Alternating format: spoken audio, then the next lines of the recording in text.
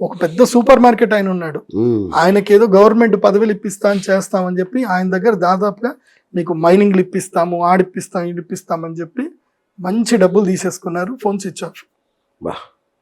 ఇట్లా ఎంతమంది బాధలు పెట్టుకుంటూ ఇక్కడికి వచ్చి చెప్పుకుంటారు. సో కొంతమందికి అయితే సొల్యూషన్స్ దొరికాయి, కొంతమందికి ఇక మనం చేయలేం, దొరకరు. సింహరాశి వారి పరిస్థితి గురించి పట్టిందల్లా బంగారం. కష్టపడండి, చిన్న వ్యాపారమైనా చేయండి, ఉద్యోగాలు చేయకండి. చాలని శాలరీ ఉంటే ఉద్యోగాలు చేయకండి. మేషరాశి వారు చక్కగా దుప్పటి కప్పుకొని పడుకోండి. ఏ ఫైనాన్షియల్ డీల్స్ ఏం చేయకండి. మీరు ఎంత వద్దనుకున్నా మీ పైసలు ఇట్లా దబా ఖర్చు అయిపోతూ ఉంటాయి. మేషరాశి మీ పిల్లలకి హెల్త్ బాగాలేకపోవడము, అదవ్వడము, ఇదవ్వడము, ఏదో అయిపోయి ఖర్చు అయిపోతుంది. సో మీరు ఒక్కళ్ళే కాదు, మీ దగ్గర వాళ్ళని కూడా చక్కగా పడుకోమని చెప్పండి. ఏ రిస్కులు చేయొద్దని చెప్పండి. వాళ్ళ గురించి మీరు ఖర్చు పెట్టాల్సి వస్తుంది. అండ్ కుంభరాశి, మేషరాశి, మీనరాశి ఈ సంవత్సరం షూరిటీలు పెట్టకండి.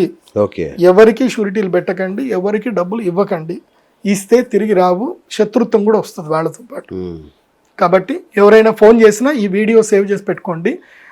నా వీడియో చూపించండి, గురువుగారు చెప్పారా నాది కుంభరాశి, ఎవడన్నా ఫోన్ చేశాడు, ఒరే అర్జెంట్గా ₹1,00,000 పంపిరా అన్నాడు అనుకో, ఒక్క నిమిషం ఆగి ఈ వీడియో పంపిస్తే వీడియో చూడు, నాది కుంభరాశి, గురువుగారు పంపించద్దు అన్నారు.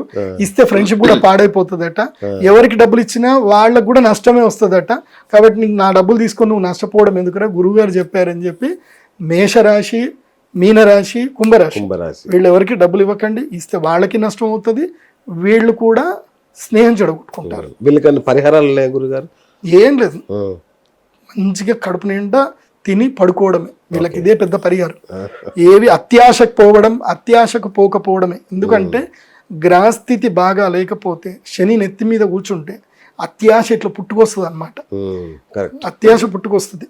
ఎందుకు ఇంత జ్యోతిష్యం చెప్తున్నా, నేను కూడా ఒక ల్యాండ్ కొనే విషయంలో తొందరపాటుతోటి నేను కూడా డబ్బులు నష్టపోయినా.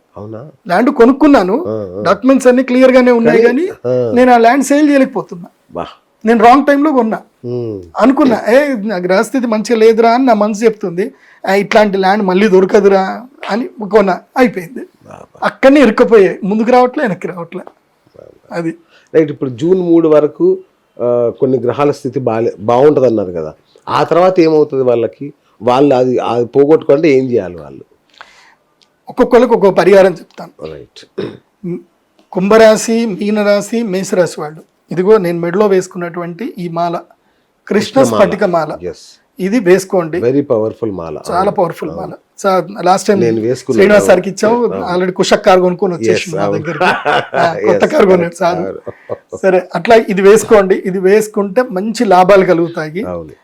ఇది వేసుకొని కంపల్సరీ నేను చెప్పిన టెంపుల్ టూర్ వెళ్ళండి.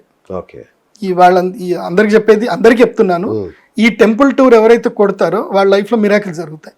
నేను చెప్పిన టెంపుల్ టూర్. ఓకే, చెప్పండి. ఫస్ట్ తిరుపతి వెళ్ళండి, తిరుపతి వెంకటేశ్వర స్వామి దగ్గరికి వెళ్ళండి. తర్వాత అక్కడ నుంచి డైరెక్ట్గా ఎక్కడికి వెళ్ళండి అంటే చిదంబరంకి వెళ్ళండి. ఆకాశలింగం చిదంబరంకి వెళ్ళండి. చిదంబరం వెళ్ళిన తర్వాత చిదంబరం నుంచి మళ్ళీ ఎక్కడికి రావాలి, లేదంటే ఇక్కడ నుంచి చెప్తా, పృథ్వీలింగం నుంచి చెప్తా.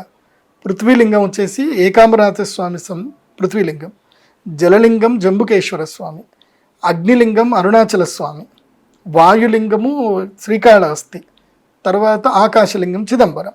సో చిదంబరము, శ్రీకాళహస్తి, అరుణాచలము, జంబుకేశ్వరము, ఏకాంబరనాథ స్వామి, కంచి కామాక్షి అమ్మవారు దర్శనం చేసుకొని ఇంటికి వచ్చేయండి. తిరుపతికి వెళ్ళొద్దా ఇంకా? అంటే ఫస్ట్ తిరుపతి స్టార్ట్ చేయండి, ఫస్ట్ తిరుపతి, లేదంటే లాస్ట్ తిరుపతి అయినా పోండి. లాస్ట్ తిరుపతి అయితే ఈజీగా వెళ్ళిపోతారు. కాకపోతే ఇదేంటంటే కొంచెం కాళహస్తి నుంచి మనకి అక్కడికి ఇక్కడ చాలా దూరం అవుతుంది, కాళహస్తికి చిదంబరంకి. సో కానీ ఆ ప్యాటర్న్ లోనే రావాలి. అయితే పృథ్వీలింగం నుంచి అయినా స్టార్ట్ చేయాలి, లేదా ఆకాశలింగం నుంచి అయినా స్టార్ట్ చేయాలి, ఎక్కడి నుంచి అయినా స్టార్ట్ చేయాలి. సో మిడిల్లో అరుణాచలం ఏదైతే వెళ్తారో అరుణాచలం దర్శనం చేసుకోండి. గిరి ప్రదక్షిణ ఇప్పుడు అక్కడ నేను చూస్తున్నా చాలా రష్ ఎక్కువైపోయింది. ఒకవేళ మీరు చేయలేకపోయినా పర్వాలేదు, కానీ అరుణాచల దర్శనం అయితే చేసుకోండి. స్వామి దగ్గరనే కూర్చొని 15 నిమిషాలు ధ్యానం చేసుకోండి, చేయగలిగితే గిరి ప్రదక్షిణ చేయండి. అయితే నేను ఇంకోటి కూడా చెప్తున్నా, నేను అరుణాచలం వెళ్ళిన తర్వాత ఇది ఒక ఆపర్చునిటీ. ఎవరైనా ఇండస్ట్రియలిస్టులు ఎవరైనా డబ్బులు ఉన్న వాళ్ళకు ఉంటే ఇది ఒక ఆపర్చునిటీ, మీకు లైఫ్ టైం ఆపర్చునిటీ. ఈ సేవ అందరికీ దొరకదు. అరుణాచలంలో ఆ 16 కిలోమీటర్ల రేంజ్ ఏదైతే ఉందో చుట్టూరుగా, అక్కడ ఎవరైనా ఒక క్లాత్ కార్పెట్ కనుక మీరు పరవగలిగితే అది మీకు అద్భుత సేవ అవుతుంది. ఎందుకోసమంటే అక్కడ వెళ్ళే వాళ్ళందరూ కూడా మధ్యాహ్నం పూట నడవలేరు, కాళ్ళు కాలుతున్నాయి. రాత్రి నడిచినా పొద్దు నడిచినా ఎప్పుడు నడిచినా ఆ డాంబర్ రోడ్డుకి స్కిన్ అంతా కొట్టుకుపోతుంది, గుచ్చుకుంటున్నాయి. కాబట్టి ఎవరైనా పుణ్యాత్ములు, మీకు భగవంతుడు ఆ సాక్షాత్ అరుణాచలేశ్వరుడు మీ ఇంటికి రావాలి, మిమ్మల్ని అనుగ్రహించాలి, మీకు మీ లైఫ్లో జాక్పాట్ రావాలంటే మాత్రం ఈ పని చేయండి. లేదంటే ఎవరైనా క్లాత్ కార్పెట్కి సంబంధించిన వాళ్ళు ఎవరైనా ఉంటే కనుక, మీరు ఏదైనా వ్యాపారం చేస్తే మా శ్రీచక్ర పీఠానికి ఒక కొటేషన్ పంపించండి. సార్ 16 కిలోమీటర్లకి ఇంత డబ్బులు అవుతాయని కొటేషన్ పంపించండి, నేనైనా చేపిస్తాను. అవునా? సో ఎందుకోసం అంటే అది మంచి ఆపర్చునిటీ నిజంగా. అక్కడ వాళ్ళుగా మీరు ఎండోమెంట్ పట్టించుకోదు. నేను మీకు ఏం చెప్తున్నా అంటే, మీరు అరుణాచలం వెళ్ళండి కానీ హుండీలో డబ్బులు వేయకండి అని చెప్తా. మీరు హుండీలో డబ్బులు వేయకండి, రమణ మహర్షి ఆశ్రమంలో వేయండి. రమణ మహర్షి ఆశ్రమంలో వేయండి. అక్కడ నుంచి నారాయణి అమ్మ దేవస్థానంకి వెళ్ళండి, గోల్డెన్ టెంపుల్ వెళ్ళండి, వెల్లూరు టెంపుల్కి వెళ్ళండి. అక్కడ మీరు హుండీలో ఎంత డబ్బు వేసినా మీరు వేసిన దానికి మీకు 10 రెట్లు ఇన్స్టెంట్గా వస్తాయి. దానికి నేనే సాక్ష్యం. ఓకే, నేను 9,000 3 టికెట్లు తీసుకున్నాను. అమ్మ దగ్గరికి వెళ్ళాము, 9,000 టికెట్ తీసుకున్నా. నెక్స్ట్ డే రాగానే నాకు సిల్వర్ది న్యూస్ వచ్చింది. సిల్వర్లో ఇన్వెస్ట్ చేశాను, 10 లక్షలు ఇన్వెస్ట్మెంట్ చేశాను, 1,50,000 లాభం వచ్చింది. 9కి 90,000 లాభం వచ్చేసింది నాకు, ఇమీడియట్గా వచ్చేసింది లాభం. కాబట్టి ఎందుకోసం అంటే అక్కడికి వెళ్ళినప్పుడు అమ్మ నాతో మాట్లాడారు. అమ్మ అందరిలో నన్ను చూసి గుర్తుపట్టి, నీ పేరేంటి, నువ్వేం చదువుతావు, నేను జ్యోతిష్యుడు అని చెప్పలేదు. అమ్మ నా వీడియోలు చూడలేదేమో, అమ్మ నన్ను పిలిచి నీ పేరేంటి అని అడిగారు. ప్రదీప్ జోషి. ఏ ఊరు? భాగ్యనగరం అని చెప్పా. మంచిది, ఏం చేస్తావు అంటే జ్యోతిష్యం చెప్తాను. పండిచ్చారు, అన్ని ఇచ్చారు. వెళ్ళి గోశాల చూసిరా అని చెప్పేసి అన్నారు. వెళ్ళి గోశాల చూసి వచ్చాను, చాలా సంతోషం అనిపించింది. నేను అందుకే చెప్తున్నా, మీరు మీరు ఎక్కడ కూడా ఎండోమెంట్ టెంపుల్లో డబ్బులు వేయకండి, నారాయణి అమ్మ ఆశ్రమంలో డబ్బులు వేయండి. అక్కడ గోసేవ 100% జరుగుతుంది, అక్కడ గోసేవ చేయండి. మనము సనాతన ధర్మాన్ని ఎవరు రక్షిస్తారో వాళ్ళకి మనము దానం చేయాలి. సనాతన ధర్మంని అండగా చేసుకొని ఎవరైతే భక్షిస్తారో, భక్షించే వాళ్ళకి డబ్బులు ఇవ్వకండి. ఇప్పుడు దేవ ఆదాయ ధర్మ ఆదాయ అన్నారు కానీ దేవరక్షణ ధర్మరక్షణ అని పెట్టలే కదా. ఫస్ట్ ఆ పేరు మార్చాలి, దేవరక్షణ ధర్మరక్షణ విభాగం అని చెప్పాలి. దేవాదాయ ధర్మాదాయ శాఖ అన్నారు అంటే మీకు ఆదాయమే కావాలి, ధర్మం గురించి మీకు అనవసరం.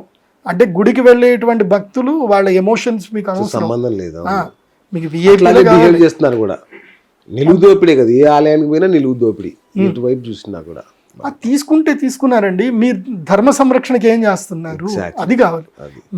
మీరు వద్దన్నా మేము వస్తాం. ఆలయాల నిధులు వీళ్ళు వాడుకోవడమే కానీ ధర్మ సంరక్షణకు వాళ్ళు ఎక్కడ వాడట్లేదు. గో సంరక్షణ, ఇప్పుడు హిందూ సనాతన ధర్మము నిలబడి ఉన్నదే గోవు మీద. గోవే లేదంటే ధర్మం కాదు, మనుషులే బతకరు. నీకు మట్టిని మాణిక్యంలా మార్చేది, మట్టిని ఆయుర్వేదంగా మార్చేది ఓన్లీ గోమయం మాత్రమే. గోవే లేదంటే నీకు మట్టిలో ఉన్న అన్ని పోతాయి, ఏం మిగులుతుంది? ఏమీ దొరకదు. కాబట్టి అందుకే నేను ఏం చెప్తున్నా అంటే, మీరు ఎవరైనా సరే వెళితే ఏ పుణ్యక్షేత్రాలకు అన్నిటికి వెళ్ళండి. ఇది ఎండోమెంట్ పరిధిలో ఉంది అంటే అక్కడ రూపాయి వేయకండి. అక్కడ దగ్గరలో ఏదైనా మంచి ఆశ్రమం ఉంటే వాళ్ళకి వెళ్ళి ఇవ్వండి. ఎవరైతే గోసేవ చేస్తారో వాళ్ళకి వేయండి, అంతే. ఇది నా స్వకీయ అభిప్రాయము, తర్వాత మీ ఇష్టము, అది మీ వ్యక్తిగతం. ఎందుకోసం అంటే నేను అందరినీ చూస్తున్నా కాబట్టి చెప్తున్నాను. సనాతన ధర్మ పరిరక్షణ ఇప్పుడు కొంతమంది పెద్ద పెద్ద గురువుల వల్లనే జరుగుతుంది తప్ప పెద్ద పెద్ద సంస్థానాలలో కూడా మంచి వాళ్ళు ఉన్నారు, ఎండోమెంట్ డిపార్ట్మెంట్లో కూడా మంచి వాళ్ళు ఉన్నారు. వాళ్ళ మాట నెగ్గదు, వాళ్ళని పని చేయనివ్వరు. నువ్వెవడరా మాకు చెప్తున్నావు, కొత్తగా వచ్చినవా నువ్వు, ఏది ఎట్లుందో అట్లా పోనీ వాళ్ళలో కలిపేసుకునే వరకు విశ్రమించరు. అంతే అది అంతే.